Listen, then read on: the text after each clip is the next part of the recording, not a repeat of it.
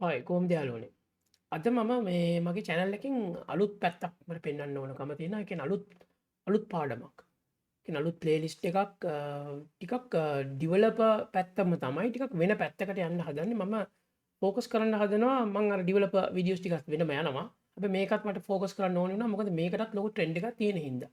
ඒ trend එක තමයි no code low code කියන. එහෙම නැත්නම් no code low code කියන platform එක කොහොමද කරන්න කියලා. ඒ කියන්නේ මේ මම ඇතන මේක ගොඩක් පලටෆෝම්ස් තියෙනවා ගොඩක් පැති තියෙනවා Google ලගේ එක ප්‍රයිඩස් ලගේ මං මේන් ෆෝකස් එක තමයි Microsoft Power Platform එක.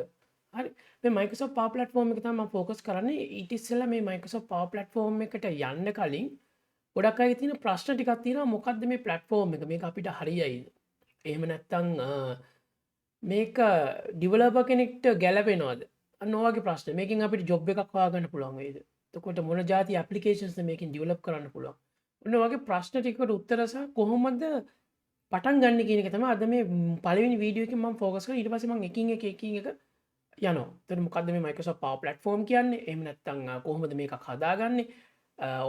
ගොඩක් වෙලාවට තියෙන ප්‍රශ්නයක් තමයි මම පෙන්නන්නම් එක එක ප්‍රශ්නයක් තමයි මේකේ මේ මට Office 365 account එකක් නැහැ. එහෙම නැත්නම් දැන් අපි කියන Microsoft 365 කියලා.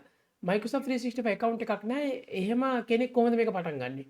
ගොඩක් වෙලාට අපි ඔෆිස් වල වැඩ කරනවා අපිට ඔෆිස් වල ඔය 365 account එක තියෙන නිසා අපිට ඒක චෙක් කරලා හැබැයි එහෙම නැති කෙනෙක් ගොඩක් වෙලාට මට මතක හිටින්න ස්ටුඩන්ට්ස් ලාට තියෙනවා මේ accounts එක ස්ටුඩන්ට් account එකක් එහෙම නැත්නම් ඔෆිස් වල වැඩ කරන අය ඒගොල්ලන්ට Microsoft 365 තියෙනවා නම් ඒගොල්ලන්ටත් තියෙනවා එහෙම නැති එහෙම නැත්නම් ගෙදර ඉඳන් ඔය වැඩ කරන ඔක්කොටම වැඩ කරන විදියක් මම අද පෙන්නන්නම් කොහොමද පටන් ගන්න කියලා ඒක ෆ්‍රී account එකක් ඔයගොල්ලන්ට ඔක්කොම ඩෙවලොප් කරගන්න පුළුවන් විදියක් අපි පටන් ගමු මුලින්ම මොකද්ද මේ no code low code platform එක කියන්නේ කියන එක දැන ඉඳන් පටන් ගමු හරි අපි පටන් ගමු එහෙනම් මොකද්ද මේ platform එක කියන්නේ කියලා මම පෙන්නන්නම්. මෙන්න මෙහෙම කතන්දරයක් තියෙන්නේ. මේ platform එකේ no code එහෙම නැත්නම් low code මෙන්න මේ platform එක. මේක තමයි අපි ඉගෙන ගන්න යන්නේ. හරි. එතකොට no code low code. no code කියලා කියන්නේ ඇත්තටම no code කියලා කියන්නේ there is no code to be written. කියන්නේ කිසිම කෝඩ් එකක් නැතුව. ගොඩක් වෙලාවට අපි මේකට යූස් කරන කෝඩ් ලිව්වේ නැති වුණාට අපි මේකට යූස් කරන ෆන්ක්ෂන්ස්. මේ ෆන්ක්ෂන්ස් තමයි අපි මේ වැඩේ කරන්න අපි යූස් කරන්නේ.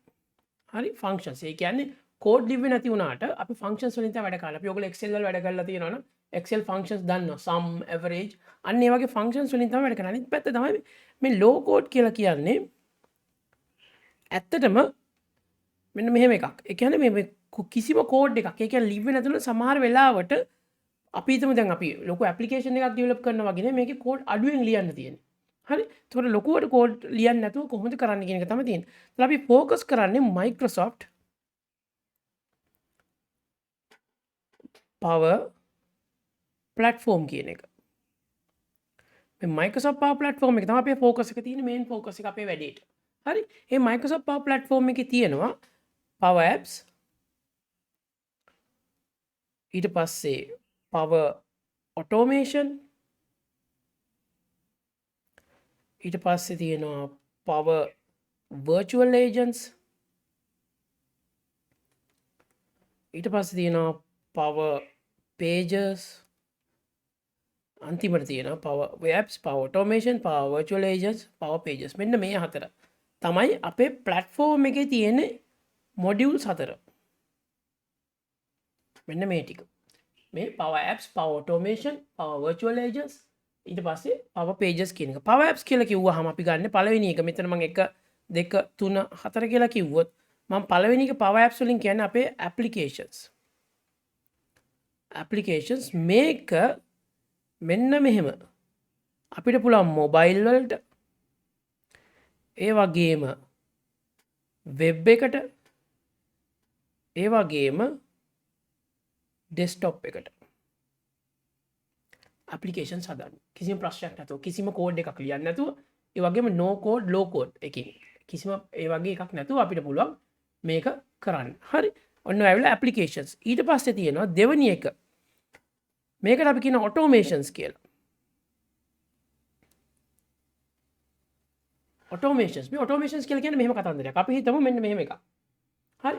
ඔටෝමේෂන්ස් කියලා කියන්නේ මෙහෙම. ඔටෝමේෂන්ස් කිව්වහම හිතන්න මට හැමදාම ඊමේල් එකක් එනවා.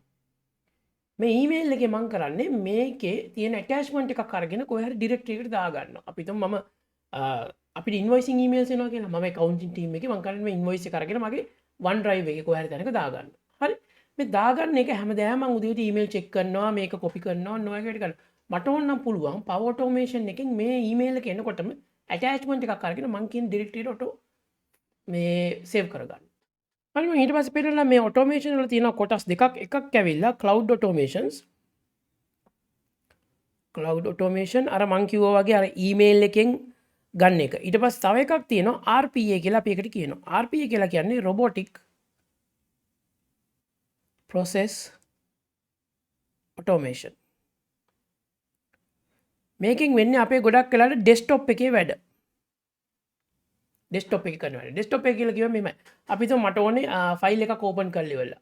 එහෙම නැත්නම් අපි හිතමු බ්‍රවුසර් එක ඕපන් කරනවා. බ්‍රවුසර් එක ඕපන් කරලා ඉවරලා අපි කියනවා මෙන්න මෙහෙම කතාවක්. මම කියනවා මම බ්‍රවුසර් එක ඕපන් කරනවා. බ්‍රවුසර් එක ඕපන් කරලා ඉවරලා කියනවා වෙබ්සයිට් එකට ගිහිල්ලා වෙබ්සයිට් එකේ මොනවා ඩේටා ටිකක් කොපි කරගෙන ඇවිල්ලා මගේ සිස්ටම් එකේ ෆයිල් එකට සේව් කරලා කියන්නේ ෆයිල් එකට කොපි කරලා ඒක සේව් කරන්න කියලා. මේක මම හැමදාම කරන්න ඕනේ කියලා හිතන්නකෝ. මොනවා හරි ෆයිල් එකක් ගන්නවා. ඒ කියන්නේ බ්‍රවුසර් එකට යනවා, ඒ සයිට් එකට යනවා, ඊට පස්සේ ආපහු කොපි කරනවා, පේස්ට් කරනවා, අලුත් දිනයක් එක්ක සේව් කරගන්න. මෙන්න මේක වගේ වැඩක් ඩෙස්ක්ටොප් එකේ කරගන්න පුළුවන් මේ robotic automation වලින්. හරි. අපි ඊළඟ එක බලමු. ඊළඟ එක තමයි අපේ තියෙනවා Power Virtual Agents. මේ Power Virtual Agents කියලා කියන්නේ chatbots. මේ Power Virtual Agents කියලා කියන්නේ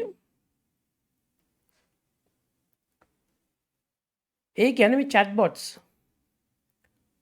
ඔයගොල්ලෝ දැකලා ඇතිනේ වෙබ්සයිට් වලට ගියාම නිකන් ඔය මේ වෙබ්සයිට් එකකට ගියාම ඔය දකුණු පැත්තේ හරි වම් පැත්තේ හරි තියෙනවා පොඩි chat එකක් අපි ඒ විස්තර අහනවා. එහෙම නැත්නම් ඒ වගේ දෙයක් අපිට පුළුවන් හදාගන්න කිසිම කෝඩ් එකක් ලියන්න නැතුව මේ Power Virtual Agents වලින්. ඔන්න ඔය එක පැත්තක් ඒක. අපි ඊළඟට බලමු අන්තිම එක තමයි Power Pages. Power Pages කියලා කියන්නේ මේක ඇත්තටම වෙබ්සයිට්ස්.